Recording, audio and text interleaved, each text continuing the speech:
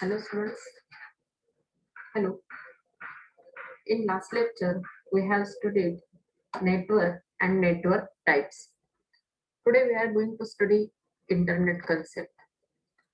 Internet means computer, sorry, internet means network of networks.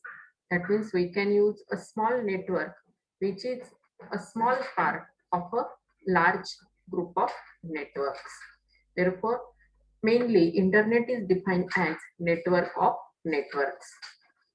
Here, internet means connecting computer to any other computer anywhere in the world. By using internet, we can connect our computer or any other computer to any computer within complete world at any location.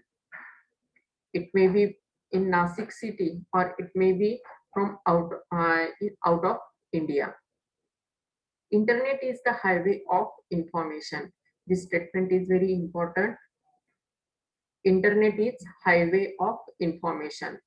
You know the concept of highway. Highway कशाला म्हणतोय आपल्याला माहिती आहे. And that highway concept is used here for the internet. By using internet, we can transfer information from one location to another location very easily. Therefore, internet is known as the highway of information. The internet has one very simple job to move computerized information known as data from one place to another place. It is not essential that we can move only data from one place to another place. We can also transfer information from one place to another place. The internet is generally defined as a global network connecting millions of computers. Internet connects millions of computers together globally. Therefore, internet is also the highway of information. The internet is a massive network of networks, a networking infrastructure. Here, one more word is used as massive. Internet is the massive network of networks. That means it is very vast network and global network. Therefore, the word used is massive network of a networking infrastructure. Networking infrastructure means whatever the globally infrastructure is arranged, that may be in the format of satellite signals or that may be in the format of LAN or MAN. All that complete structure is known as the networking infrastructure, and that infrastructure's massive network is known as the internet. With the help of internet, one can easily be in touch with anyone in the whole world by sending the electronic mail, by chatting. We know the use of electronic mail, that is email. By sending email, we can send any data from one location to another location. Also by chatting, we can chat with our friends, with our family members, with our colleagues within world anywhere. That are the main benefits of the internet. Travel booking can be made very easily. One can order books or buy anything online.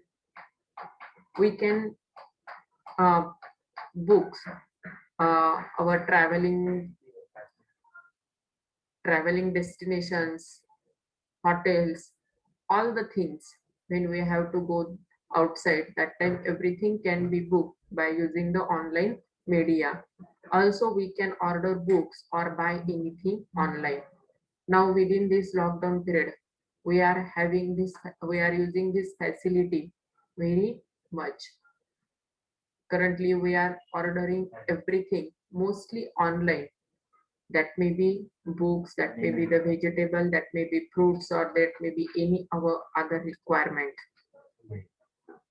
In simple terms, it can be said that internet provides a very strong connection or internet or network between computers globally, bringing people and their working close to each other. and therefore simply we can say that internet or network brings all the computers very close to each other, and that is globally. म्हणजे आपण ज्याला म्हणतो मराठीमध्ये जागतिक स्तरावर सगळं जग जवळ आलेलं आहे, तर ते इंटरनेटच्या ह्या बेनिफिट्समुळे सगळं जग हे जवळ आलेलं आहे. The next topic is history of internet. Now let's study how this internet introduced and how it gets developed. The first workable protocol of the internet came in the late 1960s with the creation of ARPANET, or the Advanced Research Project Agency Network. ARPANET stands for Advanced Research Project Agency Network. ही एक मोठी agency आहे की ज्याच्या through first of all let 1960s मध्ये, म्हणजे 1960च्या शेवटी इंटरनेटसाठी जे protocols essential आहेत ते प्रोटोकॉल्स डेव्हलप केले गेले. Now what is mean by protocol? Or here they develop the prototype, not exactly the protocol. Prototype means specific rules to deliver the information. एका ठिकाणाहून दुसऱ्या ठिकाणी जेव्हा आपली इन्फॉर्मेशन सेंड किंवा रिसीव्ह केली जाणार आहे, त्यावेळेला जे काही स्पेसिफिक रूल्स फॉलो करायचे आहेत, त्यासाठीचे ज्या काही स्पेसिफिक कंडिशन्स आहेत, जो काही क्रायटेरिया आहे, त्याला आपण म्हणणार प्रोटोटाइप. आणि हे प्रोटोटाइप ज्याच्या अंडर आपण यूज करणार आहोत त्याला आपण म्हणणार प्रोटोकॉल. पुढे बघू प्रोटोकॉल डिटेल मध्ये. Then next one, originally funded by the US Department of Defense, ARPANET used packet switching to allow multiple computers to communicate on a single network. That means initially US government funded this ARPANET.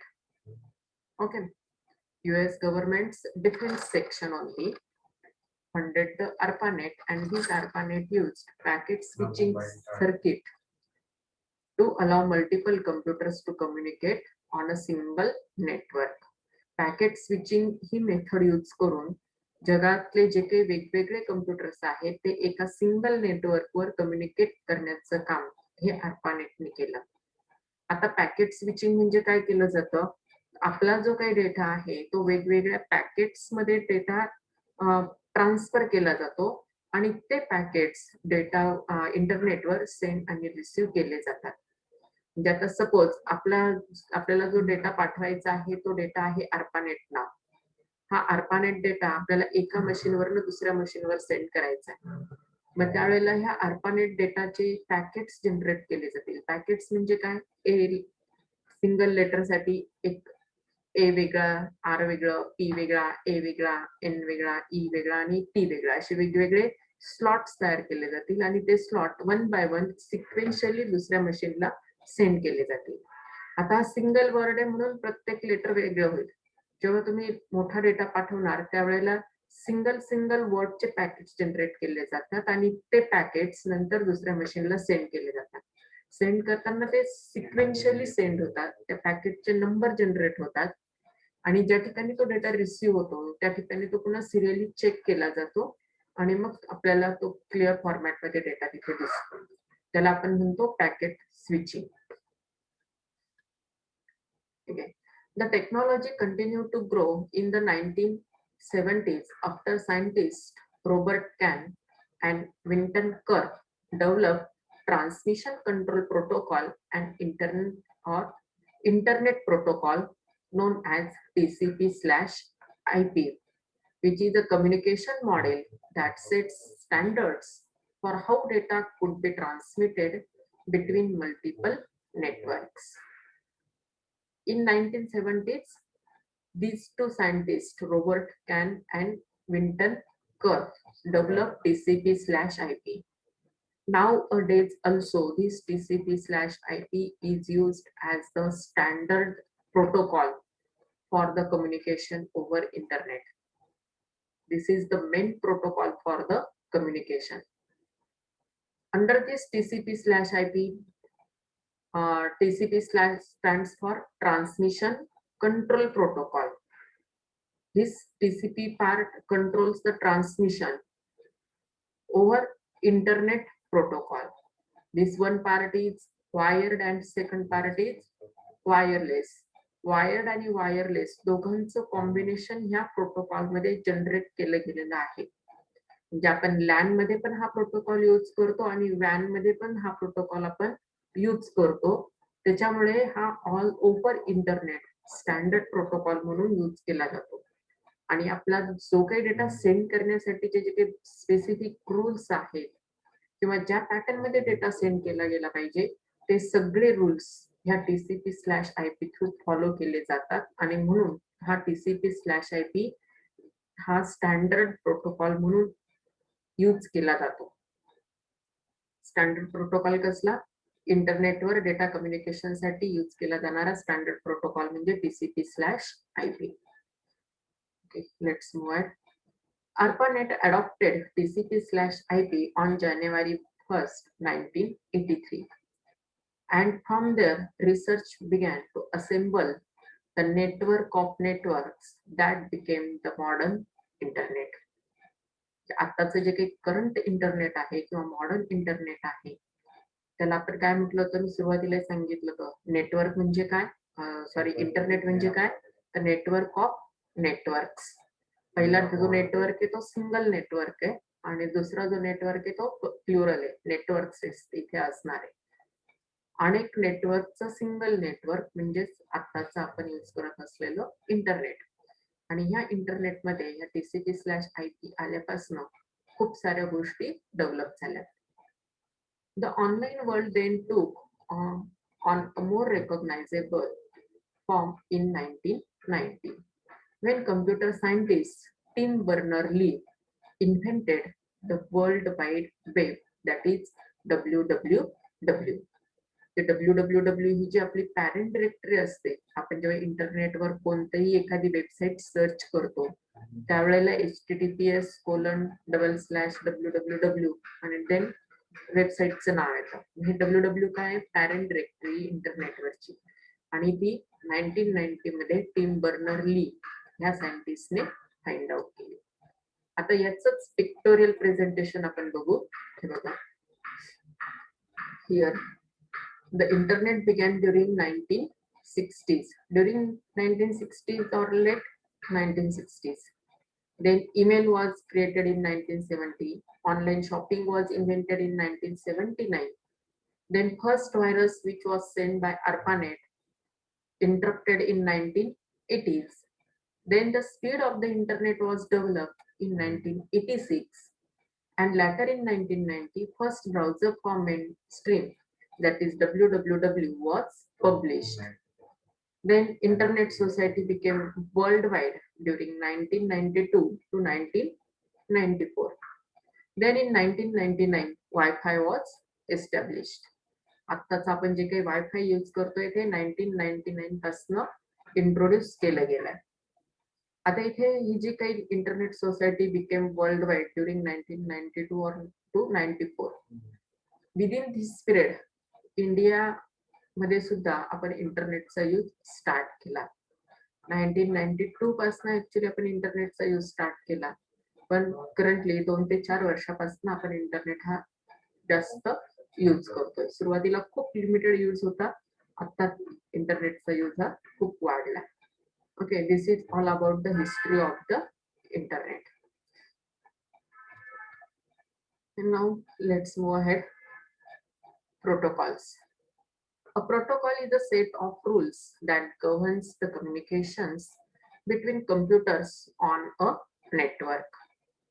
जेवढे आपले computer नेटवर्कला connected आहेत किंवा इंटरनेटला connected आहे तर त्यांच्यामधलं जे काही communication आहे ते कम्युनिकेशन करण्यासाठी जे काही specific standard set of rules असतो त्या रूल्सला म्हणायचं आहे प्रोटोकॉल. प्रोटोकॉल वर्ड तुम्ही बऱ्याच ठिकाणी ऐकलेला असेल. प्रत्येक गोष्टीसाठी प्रोटोकॉल असतात. आपण सोसायटीमध्ये राहतो, सोसायटीचे काही प्रोटोकॉल्स आहेत, कॉलेजचे काही प्रोटोकॉल्स आहेत, आपण घरात सुद्धा काही प्रोटोकॉल्स पाळत असतो. ते प्रोटोकॉल्स म्हणजे काय असतं, एक स्टँडर्ड सेट ऑफ रूल्स. प्रत्येक गोष्ट करण्यासाठीचा जो एक रूलचा सेट असतो त्याला आपण म्हणतो protocol. In order to have two computers to talk to each other, they must be speaking the same language. आता इन जनरल आपण 2-3 लँग्वेजेस ह्युमन बिंग समजू शकतो. आपण इंग्लिश, मराठी, हिंदी यांचं कॉम्बिनेशन मध्ये जरी बोललो तरी आपल्याला एकमेकांना समजू शकतं की आपण काय बोलतो आहोत. पण कम्प्युटरला मात्र तसं नाहीये. कम्प्युटरला एकमेकांशी कम्युनिकेट करण्यासाठी ते दोनही कम्प्युटर्स सेम पॅटर्नची लँग्वेज बोलणं त्यांना गरजेचं आहे. आणि आपल्याला माहिती कम्प्युटर जेव्हा एकमेकांशी कम्युनिकेट करतात तेव्हा ते बायनरी फॉर्मॅट मधल्या डेटावर कम्युनिकेट करत असतात.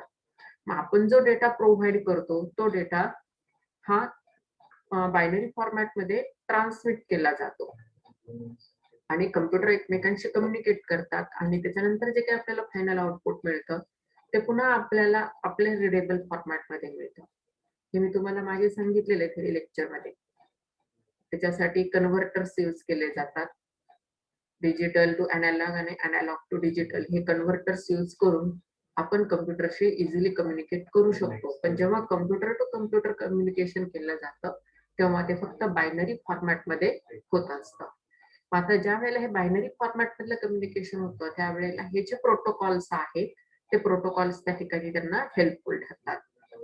Now first protocol is TCP/IP, that is Transmission Control Protocol and Internet Protocol. It breaks down the message into packets and sends them out into the network.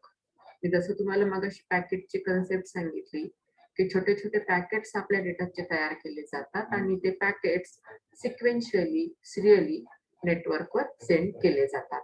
त्याच्यासाठी mainly TCP/IP use केला जातो. त्याच्यानंतर second protocol आहे DNS, that means domain name system. It translates network addresses such as IP addresses into terms understood by humans such as domain names and vice versa. म्हणजे जे काही URL आहेत, URL म्हणजे काय, युनिव्हर्सल रिसोर्स लोकेटर. आपण वेबसाईटचा जो काही address दिला www.google.com, तर याच्यामध्ये डोमेन नेम काय आहे, google.com आहे. मग याच्यासाठी जेव्हा आपण google.com हे आपल्याला समजतंय, कम्प्युटरला नाही. कम्प्युटर तो त्याच्या स्वतःच्या IP ऍड्रेस मध्ये तो ट्रान्सलेट करत असतो आणि त्याच्यासाठी ते डोमेन नेम सिस्टीम यूज केली जाते. कन्सेप्ट लक्षात आली डोमेन नेम सिस्टीमची. आपण जेव्हा एखादी वेबसाईट प्रोव्हाइड करतो त्या वेबसाईट मधले जे काही डोमेनचं नेम आहे, डोमेनचं नेम काय असणार आहे, गुगल असेल, संचारनेट असेल, याहू असेल, आणखी वेगवेगळ्या ज्या काही तुम्ही वेबसाईट्स देतात त्या वेबसाईटचं पर्टिक्युलर जे काही नाव आहे त्या नावाला आपण म्हणतो त्याचं डोमेन नेम. हे डोमेन नेम आपल्याला कळतं, कम्प्युटरला नाही. कम्प्युटर तो त्याच्या इंटरनल स्टोरेजसाठी त्या वेबसाईटच्या IP ऍड्रेसने ती वेबसाईट ऑपरेट करत असतो आणि हे दोघांमधलं युजर आणि कम्प्युटर दोघांमधलं कम्युनिकेशन करण्याचं काम हे DNS थ्रू केलं जातं. Then DHCP, that means Dynamic Host Configuration Protocol. It can automatically assign internet addresses to computers and users. आपण जेव्हा इंटरनेट यूज करतो त्यावेळेला एक जो आपला मेन सर्व्हर आहे त्या मेन सर्व्हर कडनं आपले सगळे सिस्टीम कंट्रोल केल्या जातात. तर त्या ठिकाणी प्रत्येक सिस्टीमचा ऍड्रेस हा ऑटोमॅटिकली असाइन केला जातो ह्या DHCP कडनं. IP ऍड्रेस म्हणजे काय असतं, प्रत्येक कम्प्युटरला त्याचा स्वतःचा जो आयडेंटिटी युनिक ऍड्रेस आहे त्या प्रत्येक कम्प्युटरच्या युनिक ऍड्रेसला म्हणणार आपण IP ऍड्रेस. आपण मोबाईल यूज करतो, लॅपटॉप यूज करतो, त्याला सुद्धा IP ऍड्रेस असतात, मॅक ID असतात, ठीक आहे ना. त्याच्यावरनं त्याची आयडेंटिटी फाइंड आउट केली जाते. कोणत्याही दोन इन्स्ट्रुमेंटचा IP ऍड्रेस हा कधीच सारखा नसतो, कारण IP ऍड्रेस हा कायम युनिक असतो. युनिक म्हणजे काय, एक आणि एकच. प्रत्येक इलेक्ट्रॉनिक इन्स्ट्रुमेंटला एक IP ऍड्रेस हा असतो आणि प्रत्येक इलेक्ट्रॉनिक इन्स्ट्रुमेंटचा IP ऍड्रेस हा वेगवेगळाच असतो. Next one is FTP, that is file transfer protocol. A protocol that is used to transfer and manipulate files on the internet. इंटरनेटवरच्या फाइल्स एका लोकेशन पासून दुसऱ्या लोकेशनला सेंड करायच्या. आपण ईमेलला अटॅचमेंट प्रोव्हाइड केली तर ती ईमेलची जी अटॅचमेंट आहे ती अटॅचमेंट सेंड करण्यासाठी FTP यूज केली जाते. Then HTTP, Hypertext Transfer Protocol. It is an internet-based protocol for sending and receiving the web pages. Web pages send आणि receive करण्यासाठी यूज केला जाणारा हा HTTP प्रोटोकॉल आहे. आपण कोणती वेबसाईट दिली दॅट इज URL प्रोव्हाइड केला तर सुरुवातीला काय येतो HTTPS येतो. S indicate secure. तुमची वेबसाईट जर सिक्युअर असेल तर HTTPS येतो आणि वेबसाईट जर सिक्युअर नसेल तर फक्त HTTP येतं. मग ह्या HTTP ने काय केलं जातं वेबसाईट वेबसाईट सेंड आणि रिसीव म्हणजे वेबसाईट वरचे जे काही वेब पेजेस आहेत ते वेब पेजेस मेन सर्व्हर कडनं तुम्ही आपल्या क्लायंट मशीन पर्यंत पोहोचवण्याचं काम HTTP थ्रू केलं जातं. Then IMAP, that is Internet Message Access Protocol, a protocol for receiving email messages from the server on the internet. आता जेव्हा काही ईमेल आपल्याला रिसीव्ह होत असतात तर ते सर्व्हर कडनं आपल्या मेल बॉक्स मध्ये आणण्यासाठी IMAP, that is Internet Message Access Protocol use केला जातो. It maintains a copy of all the emails on server. We can sort, filter the emails. आपल्याला जे काही ईमेल रिसीव्ह झालेले असतात किंवा आपण जे काही मेल सेंड करत असतो त्या सगळ्यांची कॉपी सर्व्हरवर स्टोअर करण्याचं काम हे IMAP थ्रू केलं जातं. आपण बऱ्याच वेळा आपल्याला मिळालेले जे ईमेल आहेत ते आपण सॉर्ट करतो आणि ते वेगवेगळ्या फोल्डर मध्ये सुद्धा स्टोअर करून ठेवतो. तसंच ते फिल्टर पण करतो स्पेसिफिक क्रायटेरियानुसार. ह्या सगळ्या गोष्टी आपल्याला ह्या IMAP थ्रू इझिली करता येतात. The next one is IRC. IRC means Internet Relay Chat, a protocol used for internet chat and other communications. इंटरनेटवर जे काही आपण चॅटिंग करतो आणि जे काही कम्युनिकेशन इतर कम्युनिकेशन करत असतो ते सगळं चॅटिंग करण्यासाठी IRC यूज केलं जातं. It facilitates communication in the form of text. आपण चॅटिंग करताना टेक्स्ट मेसेजेस मोस्टली टाकतो मग ते कम्युनिकेशन सपोर्ट करतं हे IRC. Next one is the POP3. POP means Post Office Protocol and 3 means its version 3. तर ज्या पद्धतीने पोस्ट ऑफिसचं वर्किंग केलं जातं सेम मॅनर मध्ये POP3 चं सुद्धा वर्किंग होतं. Protocol use for receiving email from remote mail server. It does not maintain copy on the server. इथनं रिमोट सर्व्हर जो काही आहे त्या रिमोट सर्व्हर कडनं आपल्याला ईमेलची कॉपी मिळते पण हा प्रोटोकॉल सर्व्हरवर दुसरी कॉपी मेंटेन करत नाही. जसं IMAP हा प्रोटोकॉल दुसरी कॉपी त्याची सर्व्हरवर मेंटेन करतो पण POP3 प्रोटोकॉल त्याची दुसरी कॉपी जनरेट करत नाही किंवा स्टोअर करत नाही. And last protocol is SMTP, Simple Mail Transfer Protocol. This protocol is used for sending email messages to the server on the internet. म्हणजे जेव्हा तुम्हाला प्लेन मेल सेंड करायचा आहे without any attachment that time we are using the SMTP protocol. Simple mail send करण्यासाठी SMTP protocol. मेलला attachment असली तर attachment साठी FTP प्रोटोकॉल. मग जेव्हा आपल्या मेलला अटॅचमेंट प्रोव्हाइड केलेली असेल त्यावेळेला SMTP आणि FTP हे दोनही प्रोटोकॉल्स वर्क होतात.